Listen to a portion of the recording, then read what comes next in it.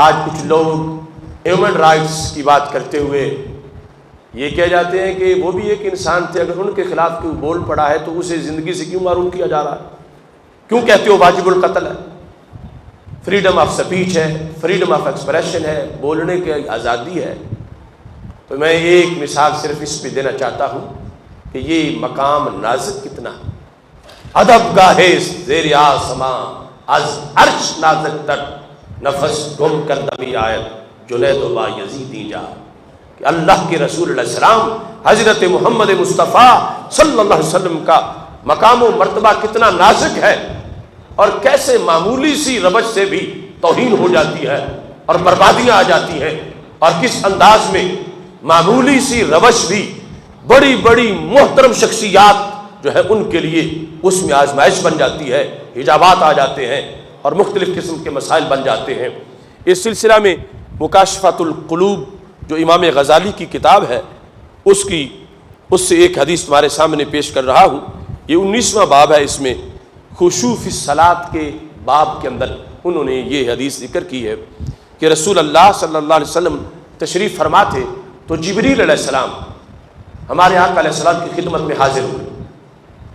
حاضر ہونے کے بعد کہتے ہیں جاء فی الخبر ان جبریل علیہ السلام جاء یوما الی النبی صلی اللہ علیہ وسلم، جبریل حاضر ہوئے اور کہا یا رسول اللہ صلی اللہ علیہ وسلم کنت رأیت ملکا فی السماء علی سریر، میں نے بارہا ایک فرشتہ آسمانوں میں تخت پہ دیکھا، یعنی عام فرشتہ نہیں تھا، فرشتوں کا مخدوم تھا، میں نے اس کو بارہا آسمانوں پر آتے جاتے تخت پہ دیکھا، اور ایسا مخدوم تھا حولہ 70,000 ملک، اس کے تخت کے گرد 70,000 فرشتے اس کی خدمت کے لیے کھڑے تھے۔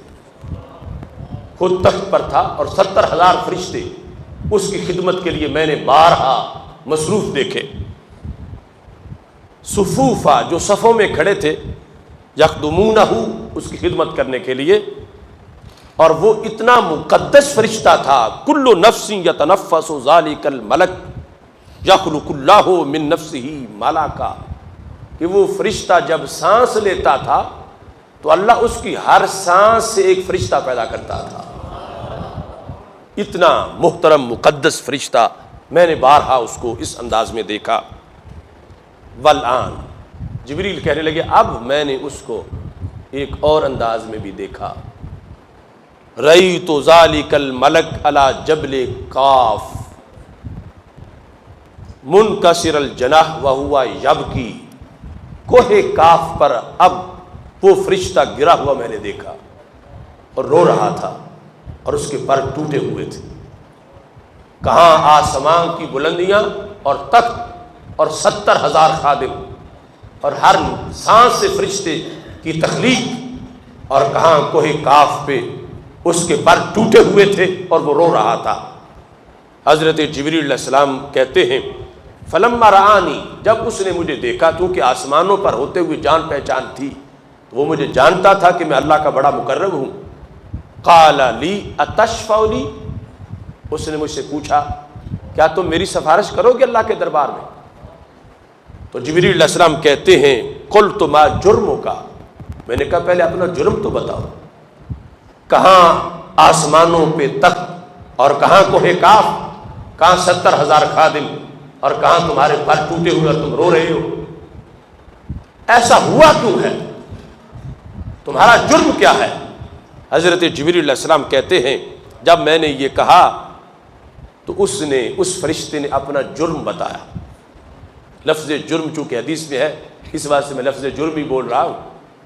فرشتہ کہنے لگا کنت علی السریر، جس تخت پہ تم مجھے دیکھتے تھے میں اسی پہ ہی تھا، لیلۃ المعراج، معراج کی رات، اسی تخت پہ 70,000 فرشتے صفوں میں میرے گرد تھے، میں تخت پہ بیٹھا تھا اپنے پورے وقار کے ساتھ۔ فمر بی محمد صلی اللہ علیہ وسلم، حضرت محمد مصطفیٰ صلی اللہ علیہ وسلم کا وہاں سے گزر ہوا۔ فما قمت لہ، جرم یہ ہے کہ میں اٹھ کے کھڑا نہیں ہوا۔ फमा कुम्त लहू, मैं उठ नहीं सका उस वक़्त, मुझे चाहिए था कि इस्तिकबाल के लिए खड़ा होता, तो मैं उठ के खड़ा नहीं हुआ।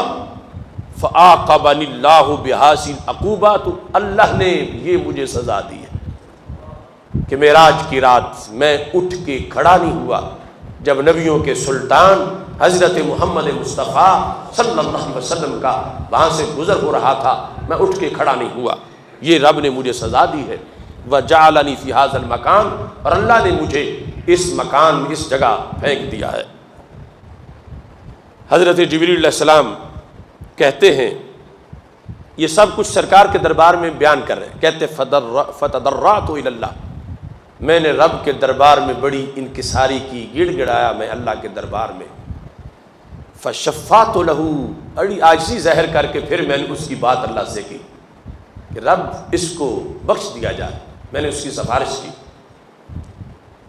फ़क़ाल अल्लाह ताला या जिब्रील, अल्लाह ने मुझे फरमाया कि ऐ जिब्रील, बात तुम्हारी मानी जाएगी मगर एक शर्त है।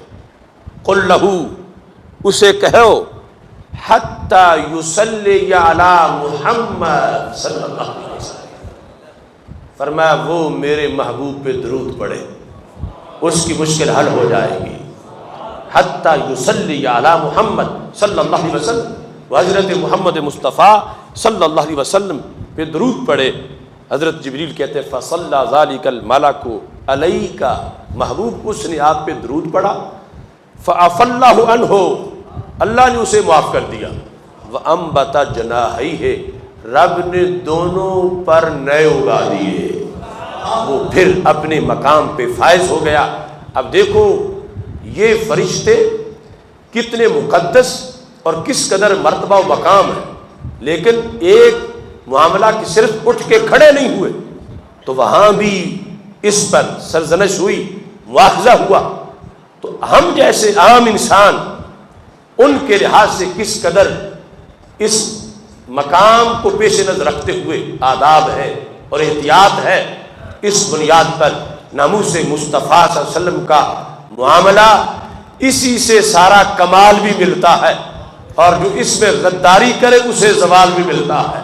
अगरचे फरिश्ते के लिहाज से हम ये गद्दारी वाला लफ्ज़ नहीं बोल रहे, यानी उनका तो उठ के खड़ा ना होना वो मामला था, लेकिन आज लोगों के लिहाज से, कौमों के लिहाज से, इलाकों के लिहाज से एक इंसान ये तय कर ले कि जिस ज़ात से वो कभी भी बेवफाई नहीं कर सकता, वो हज़रत मोहम्मद मुस्तफ़ा सल्लल्लाहु अलैहि वसल्लम की ज़ात गिरामी है कि हर हाल में, हर वक़्त, हर अंदाज में उनके साथ वफा करनी है। और ये तयशुदा बात है कि जो उनसे वफा करता है वो खसारे में नहीं रहता, हर वफा करने वाला ही अल्लाह की तरफ से उरूज पाता है, अल्लाह की तरफ से उसको मर्तबे मिलते हैं, रब्बे ज़ुल जलाल की तरफ से उसको मकाम मिलता है। लब्बैक या रसूल अल्लाह सल्लल्लाहु अलैहि वसल्लम कॉन्फ्रेंस में शराइत के बाद जो तकाजे हैं, उन तकाजों में से ये तकाजा है कि जब नारा लगाया है तो फिर नारा निभाना है, हालात जैसे हो। हमने रसूल अल्लाह सल्लल्लाहु अलैहि वसल्लम की ज़ात से वफादार बन के सरकार का रहना है। अगर इसमें जान भी देनी पड़ जाए तो ये कोई बड़ी कीमत नहीं, सरकार की वफा का इनाम बहुत बड़ा रब अता फरमाता है।